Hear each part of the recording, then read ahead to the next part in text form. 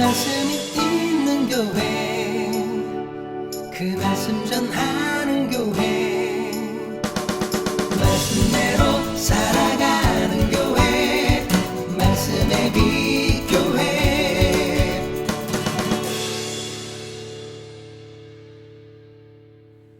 오늘은 하나님을 만나다라는 제목으로 함께 말씀을 나누고자 합니다. 말씀을 통해서 하나님을 더 깊이 누리는 은혜가 있기를 소원하고 축복합니다. 지난주 요나단의 이야기를 통해서 신념과 신뢰에 대해서 함께 말씀을 나눴죠. 하나님의 어떠하심, 그러니까 하나님의 영역에 관한 부분이 신념이라면 하나님이 어떻게 행하실지에 대한 부분이 신뢰라고 말씀을 드렸습니다. 그러니까 신념은 사실은 하나님의 영역이고 신뢰가 우리의 영역입니다. 근데 우리는 바꿔서 하나님의 영역을 마치 우리의 영역으로, 하나님이 반드시 이렇게 하셔야 된다라고 신념으로 가질 때가 많죠. 그에 대해서 말씀하셨어요.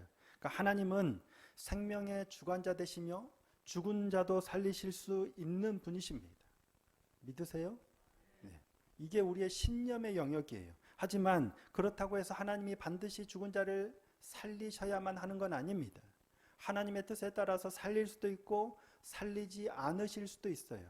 그럼에도 불구하고 하나님이 살리실 수 있는 능력이 있으시고 우리를 살리시기를 소망하는 간절함을 갖고 의지하는 게 이게 바로 신뢰입니다. 그러니까 사무엘상 14장 6절에 우리가 이 할례 받지 않은 자들에게로 건너가자 여호와께서 우리를 위하여 일하실까 하노라 그랬죠.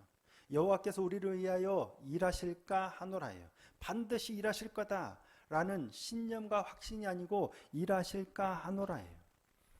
하나님이 일하시기를 기대하고 소망하는 거죠. 이게 우리 믿음의 영역입니다. 오늘 시편 22편 말씀을 통해서 우리의 믿음의 영역이 어떠한지, 믿음의 영역이 어떠해야 하는지를 돌아보는 그런 은혜의 시간이 되기를 소망합니다. 자, 오늘 보면 우리가 함께 읽은 시편 22편은 맨 위에 보시면 표제가 나와 있죠. 뭐라고? 파란색 글씨로 보통 돼 있죠. 뭐라고 돼 있어요? 다윗의 시, 인도자를 따라 아엘렛 샤할에 맞춘 노래.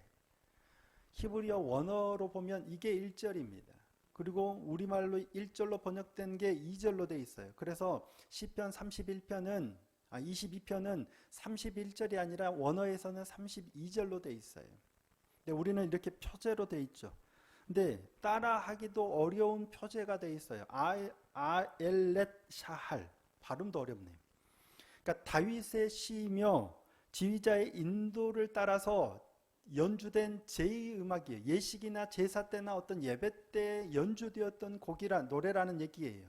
근데 아엘렛 샤할, 이번까지만 발음해야 돼. 아엘렛 샤할. 그러니까 특이한 표현이 나오는데 시편에서는 딱 여기에만 나오는 표현입니다. 근데 정확한 의미를 알 수는 없습니다. 하지만 NIV에서 번역하기를 아침의 암사슴이라는 곡조에 맞춘으로 번역해 놨어요. 아침의 암사슴이란 곡조에 맞춘. 그러니까 이를 따르면 이 시가 편입될 당시에 아침의 암사슴이라는 잘 알려진 노래가 있었나 봅니다. 그래서 그 노래의 곡조에 맞춰서 부르고 연주했던 그러한 시다라는 겁니다. 한편 다른 시대를 보면 예전에도 시편 함께 나눴을 때 보면 그에 따른 저작 배경을 가끔 누가 다윗이 쫓길 때라든지 환난 당할 때라 이런 저작 시를 지을 때 배경을 언급해 놓은 게 있는데 이 시는 없어요. 그럼에도 불구하고 우리는 이 시가 다윗의 시일 때 어떠한 때인지를 충분히 예상해 볼 수 있죠. 아무도 도와줄 사람이 없는 생명의 위기 가운데서 사울왕이 늘 자신을 쫓아다니며 죽음의 위기 가운데서 하나님께 도움을 구하지만 전혀 하나님이 응답하시지 않는 것 같은 그런 상황에서 지금 이 노래하고 있는 시가 바로 이 시입니다. 그러니까 무고하게 핍박받는 자신의 비통한 심정을 노래하고 있다는 점에서 비탄시로 분류되기도 합니다. 근데 뒤에 이제 우리가 읽지는 않았지만 그 뒤에 부분은 그럼에도 불구하고 하나님을 찬양하는 찬양시에 해당합니다. 하지만 시편 22편은 비탄시도 아니고 찬양시로 분류되지도 않고 가장 유력하게 분류되는 시가 뭐냐면 메시아적 예언시입니다. 본시 전체를 관통하는 다윗의 시대로부터 대략 1000년 후에 태어나신 예수 그리스도의 메시아의 순환과 영광을 노래하고 있는 시예요. 그래서 메시아 예언시로 분류됩니다. 시편 전체에는 다윗의 시 4편을 포함해서 총 7편의 메시아 예언시가 있어요. 근데 그 중에서 오늘 본문인 시편 22편이 가장 대표적인 메시아 예언시로 꼽힙니다. 읽어보시면, 성경을 많이 읽어보신 분은 아시겠지만 이유를 아마 아실 거예요. 읽어보시면 익숙한 표현들이 되게 많이 나오죠. 언제 나와요? 복음서에 되게 많이 나옵니다. 예수님께서 순환을 당하실 때 복음서에 예수님이 십자가에 달리셔서 하셨던 말씀, 그리고 예수님이 십자가 위에서 고난당하실 때 일어나는 많은 상황들을 표현하고 있어요. 다윗이 고난 가운데 자신의 상황을 부르짖으며 한탄하며 하나님의 도우심을 구하며 지은 시지만 다윗의 상황과 전혀 상관없는 표현들이 나와요. 그러니까 이미 다윗은 메시아 오실 그리스도를, 주님을 바라보면서 이 시를 지었다라고도 볼 수 있는 겁니다. 자, 1절에 내 하나님이여 내 하나님이여 어찌 나를 버리셨나이까. 되게 많이 들어보셨죠. 자, 마태복음 27장 46절입니다. 제9시쯤에 예수께서 크게 소리질러 이르시되 엘리 엘리 라마 사박다니 하시니 이는 곧 나의 하나님 나의 하나님 어찌하여 나를 버리셨나이까 하는 뜻이라. 예수님께서 하시는 엘리 엘리 라마 사박다니, 이게 나의 하나님이여 나의 하나님이여 어찌 나를 버리시나이까 고백했던 다윗의 고백하고 같은 말입니다. 7절에도 나를 보는 자는 다 나를 비웃으며 입술을 비축거리고 머리를 흔들며 말하되 그가 여호와께 의탁하니 구원하실 걸, 그를 기뻐하시니 건지실 걸 하나이다 라는 이 표현은 마태복음 27장 39절 40절 말씀과 일치합니다. 자, 마태복음 27장 39절 40절 함께 한번 읽어보겠습니다. 시작. 지나가던 자들은 자기 머리를 흔들며 예수를 모욕하여 이르되 성전을 헐고 사흘에 짓는 자여 내가 만일 하나님의 아들이여든 자기를 구원하고 십자가에서 내려오라 하며. 예수님이 십자가에 달리셔서 쓸 때 사람들이 보인 반응하고 똑같죠. 다윗이 고백했던 일입니다. 그리고 18절에 내 겉옷을 나누며 속옷을 제비 뽑나이다 또 마찬가지입니다. 사복음서에 동일하게 나옵니다. 그 중에서 요한복음 19장 23절 24절을 함께 보겠습니다. 군인들이 예수를 십자가에 못 박고 그의 옷을 취하여 네 깃에 나눠 각각 한 깃씩 얻고 속옷도 취하니 이 속옷은 호지 아니하고 위에서부터 통으로 짠 것이라. 군인들이 서로 말하되 이것을 찢지 말고 누가 얻나 제비 뽑자 하니 이는 성경에 그들이 내 옷을 나누고 내 옷을 제비 뽑나이다 한 것을 응하게 하려 함이로라. 그러니까 시편 22편 말씀이 그대로 마태복음 사복음서에 비슷하게 거의 등장합니다. 본시가 그러니까 메시아 예언시 중에서도 가장 직접적인 메시아 예언시로 분류되는 것이 바로 이 때문입니다. 다윗이 고백했던 그 상황이 예수님이 그대로 나타나고 있습니다. 다윗의 삶의 경험이 예수 그리스도의 메시아적 삶에서 십자가 고난과 승리를 예표했듯이 예수님의 이런 십자가 위에서 고난의 삶이 우리의 삶에도 그대로 나타나고 예견되어진다는 사실을 기억했으면 좋겠습니다. 고난 중에 예수님은 부르짖습니다. 그 부르짖음이 아무런 의미가 없는 게 아니라 오늘 우리의 고난 가운데서도 하나님이 들으시는 부르짖음과 동일하다라는 말씀입니다. 그런 마음을 가지고 그런 기억을 가지고 오늘 보면 1절 2절 말씀 다시 한번 함께 읽어보겠습니다. 우리의 고백과 동일합니다. 자, 1절 2절입니다. 함께 읽겠습니다. 시작. 내 하나님이여 내 하나님이여 어찌 나를 버리셨나이까. 어찌 나를 멀리하여 돕지 아니하시오며 내 신음소리를 듣지 아니하시나이까. 내 하나님이여 내가 낮에도 부르짖고 밤에도 잠잠하지 아니하오나 응답하지 아니하시나이다. 아멘. 위기에 내몰린 다윗이 응답하지 아니하시는 하나님을 향하여 응답을 호소하는 외침입니다. 이런 고백 아마 다들 해보시지 않으셨을까 싶습니다. 살면서 마치 하나님이 내 기도를 안 들으시는 것처럼, 아주 심하면 하나님이 계시기는 한 걸까 하는 의문이 들 만큼 하나님이 우리를 내버려 두시고 마치 우리를 버리신 것 같은 상황을 겪게 됩니다. 아마 모든 인생이 그런 시간들을 지나지 않을까 싶습니다. 그 누구 한 명 아무리 행복한 사람도 이런 시간들을 지나지 않는 사람은 없습니다. 그 시간에 하나님을 어떻게 만나느냐 하는 겁니다. 내 하나님이여 내 하나님이여 어찌 나를 버리셨나이까. 이는 엘리 엘리 라마 아자브타니라는 말이에요. 히브리어로는 라마 아자브탄이에요. 근데 마태는 뭐라고 번역을 했어요? 엘리 엘리 라마 사박단이라고 했죠. 이는 히브리어와 아람어를 섞어 놓은 거예요. 본래는 히브리어적 표현은 엘리 엘리 라마 아자브타니입니다. 동일한 말입니다.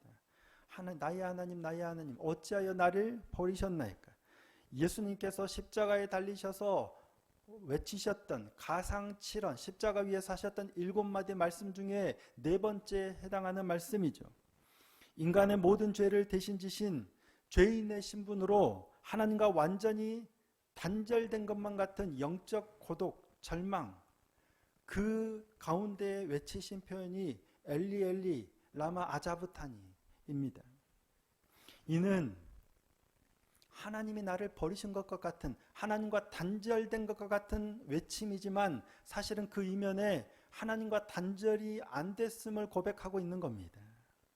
하나님과의 단절을 의미하는 게 아니라 하나님이 정말 나를 버리셨다, 내가 하나님께 버림받았다 라는 절망감에 외치는 게 아니라 나를 이대로 내버려 두지 말아달라는 호소예요.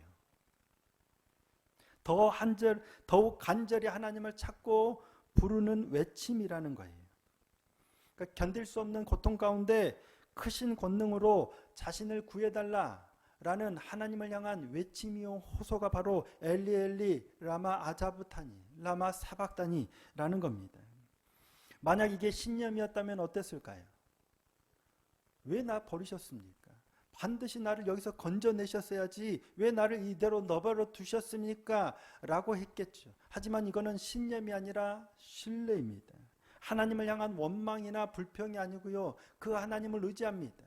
나를 내버려 두신 것 같은 이 상황에서도 여전히 하나님은 나를 외면하지 않으시고 외면하지 않을 것을 신뢰하고 하나님을 의지하며 소망하는 외침인 것입니다.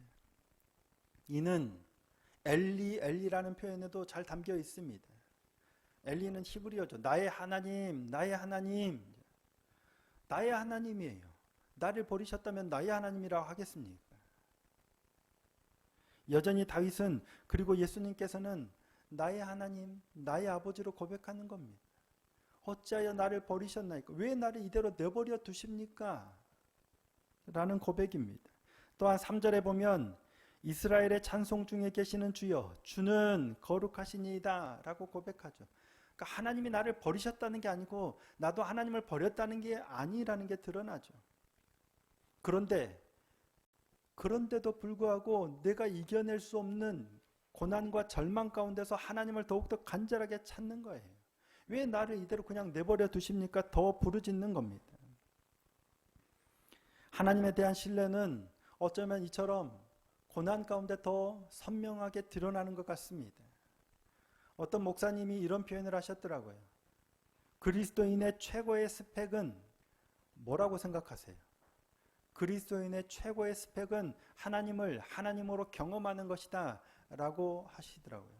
그리스도인이 우리가 가질 수 있는 최고의 경험은 하나님을 하나님으로 경험하는 거예요.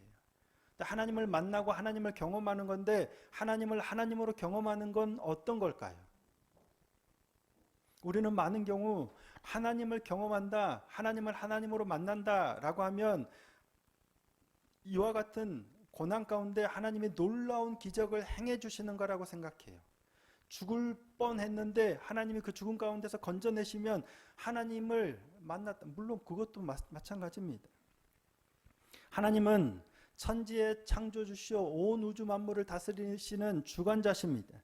따라서 하나님을 하나님으로 경험한다는 것, 하나님을 만난다는 건 그와 같은 놀라운 하나님을 경험하는 것이기도 합니다.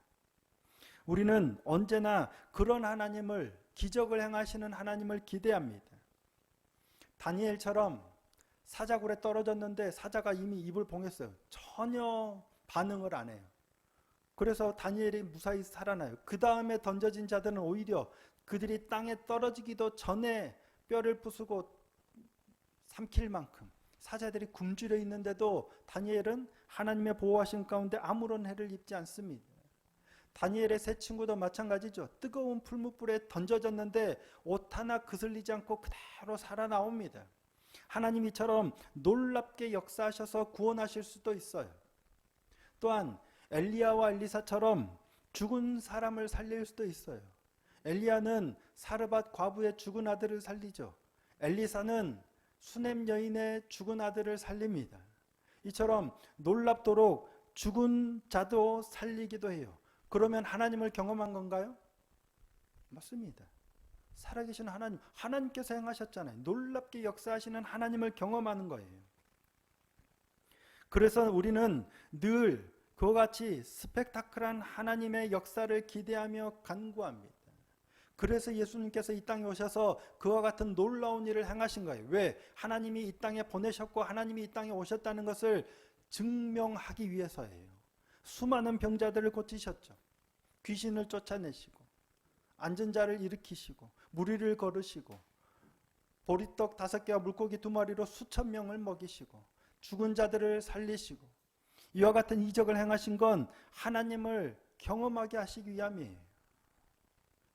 그러면 그와 같은 하나님을 경험하면 우리는 하나님을 더 잘 만나고 하나님을 잘 이해하고 하나님을 믿게 될까? 그런 하나님 만나신 적 있으시죠? 있는 분도 있고 아직 없는 분도 계시겠지만 그런 하나님을 만나면 절대 하나님을 잊어버리지 않겠죠? 안 그러겠어요? 고칠 수 없는 병인데 하나님이 고치셨다면 어떻게 하나님을 잊고 어떻게 하나님을 배신하겠습니까? 하나님을 누구보다 더 정말 하나님으로 경험한 거잖아요. 그런데 놀랍게도 그런 경험이 우리를 믿음으로 바르게 이끌지 못합니다. 우리를 지켜내주지 못하더라고요. 엘리야와 엘리사는 북이스라엘에서 가장 유명한 선지자들입니다. 남유다와 북이스라엘이 있는데 남유다에는 많은 선지자들이 있었는데 북이스라엘에서 활동한 선지자는 많지 않습니다. 그런데 많지 않은 그 선지자 중에 엘리야와 엘리사는 정말 위대한 선지자였죠. 가뭄이 들기도 하고 비가 내리기도 하고 뭐 예수님이 행하신 것처럼 몇 개로 막 100명이 넘는 사람을 먹이기도 하고 나아만의 나병도 고치고 죽은 자도 살리고 어마어마한 놀라운 이적을 행해요. 그런데 놀랍게도 북이스라엘에는 여호와 보시기에 정직하게 행했다라고 평가받는 왕이 한 사람도 없어요.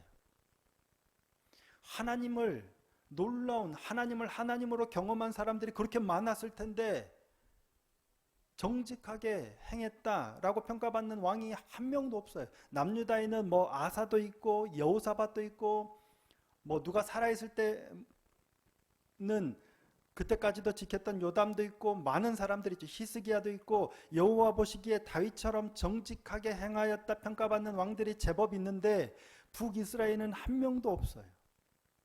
놀라운 이적을 경험하는데 왜 그럴까요? 출애굽 당시 10가지 재앙을 내리셨죠. 그 재앙을 경험했던 사람들, 친히 목도했던 사람들, 더군다나 홍해를 어떻게 건넙니까? 하나님께서 물이 양쪽에 벽이 되게 하시고 마른 땅을 밟고 건너가게 하셨어요. 좌광천 정도도 아니고 엄청나게 큰 홍해를 거기를 마른 땅을 밟고 건너갔어요. 뒤따라오던 애굽 사람들은 다 물에 잠겨 죽었죠. 배가 고프면 만나와 메추라기를 내리시고 목이 마르면 반석에서 물이 나오게 하시고 40년 동안 옷도 헤어지지 않고 뭐 신발도 부르트지 않고 그렇게 지냈던 사람들이에요. 그 사람들 중에 한 사람도 갈렙과 여호수아를 제외하고 단 한 사람도 가나안에 들어가지 못하고 다 광야에서 죽었습니다. 놀랍도록 역사하시는 하나님을 경험하지 못해서일까요? 아니죠. 하나님을 경험한다는 것은, 하나님을 하나님으로 경험한다는 것은 그처럼 놀라운 이적을 경험하는 것도 분명 하나님을 경험하는 거예요. 그런데 그 놀라운 경험이 오히려 우리를 하나님께로 잘 이끌지 못하더라고요. 예수님께서 놀라운 이적을 수도 없이 행하셔서 호산나 다윗의 자손으로 오시는 이여 메시아라고 그렇게 찬양하던 이들이 불과 얼마 지나지 않아서 십자가에 못 박으라 소리 지릅니다. 예수님께서는 친히 인간의 몸을 입으시고 이 땅에 오셔서 친히 하나님을 나타내 보이셨어요. 성육신, 임파테이션 하신, 성육신 하신 예수님, 하나님을 나타내 보이신 예수님. 그런데 그들은 도리어 예수님을 십자가에 못 박았습니다. 놀라운 이적을 행하시는 하나님을 경험하면 하나님을 믿게 될까? 그럴 수도 있지만 대부분 그렇지 않은 것 같습니다. 분명 중요한 경험이지만 그게 꼭 우리를 하나님에 대한 신뢰로 이끌지 않아요. 마태복음 27장 42절입니다. 그가 남은 구원하였으되 자기는 구원할 수 없도다. 그가 이스라엘의 왕이로다. 지금 십자가에서 내려올지어다. 그리하면 우리가 믿겠노라. 예수님께서 내려오셔야 안 내려오셔요? 안 내려오십니다. 그들이 내가 내려가서 너희가 믿을 것 같았으면 내려오셨을지도 모르겠어요. 하지만 그렇게 해서 믿어지지 않습니다.